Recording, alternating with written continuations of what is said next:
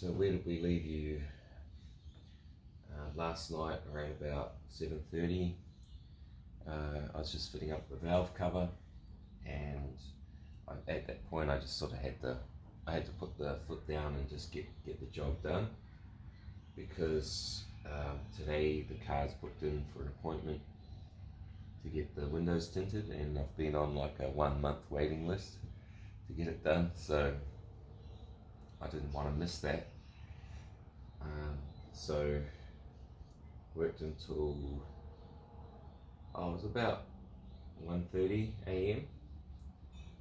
and just got everything assembled. I'm pretty happy with how it all went together. I had to make a few changes. I wanted to reclock the turbo compressor housing, because it was just the way it was sitting. It was a difficult bend to come out of the come straight out of the compressor past the air filter and then back into the intercooler. So what I've done is I've clocked it around so it's sort of pointing up, or instead of pointing out at say 3 o'clock, now it's pointing out at 1, 2 o'clock, and now I've got a 45-degree bend, and then that bend goes into a 180 straight into the intercooler. So I'm hoping that fixes just the tightness of that bend, because when I was running high boost, that would pop off every now and then. The other thing is I've installed the low coolant alarm,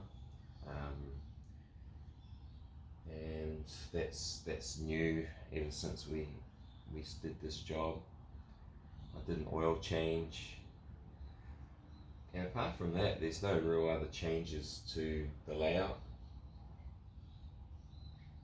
So what I'm going to do now is get the car up and running and do a really thorough flush on my coolant system.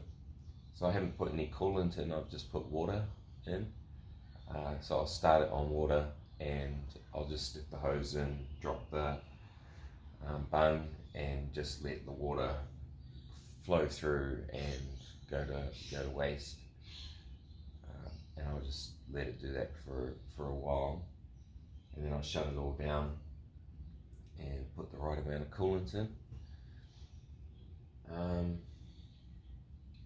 Yeah, that's about all I've got to report, so let's do this, let's get this thing running.